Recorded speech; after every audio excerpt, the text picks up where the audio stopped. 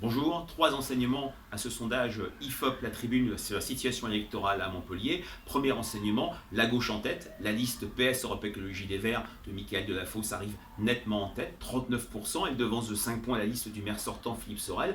Clairement, Mickaël Delafosse fait pleinement le plein à gauche, y compris chez des candidats qui avaient appelé à soutenir Moed Altrad. Et presque 6 ans après le départ du PS de la mairie de Montpellier, avec l'arrivée de Philippe Sorel et le départ d'Hélène Mandroux, après l'ère Georges Frêche, le PS est en situation de reprendre la ville avec un écart assez net.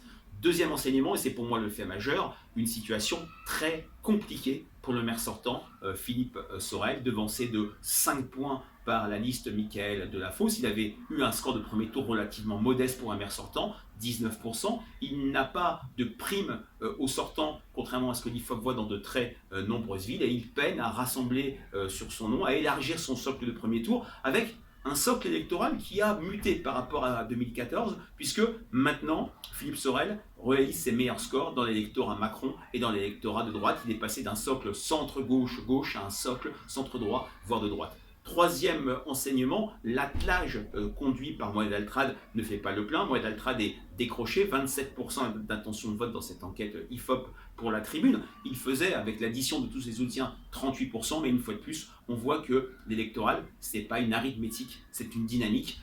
Les candidats qui le soutiennent, les candidates Annelle Cadoulin ou Coralie ou Clotilde Ollier, pardon, leur électorat soutiennent plutôt la liste socialiste. C'est plutôt un mano à mano entre Mickaël Delafosse et Philippe Sorel. Avantage pour le Parti socialiste. Il reste des inconnus. Une campagne qui est longue, c'est la plus longue de la Ve République sur un second tour. Et puis l'inconnu du comportement électoral des nombreux abstentionnistes de premier tour.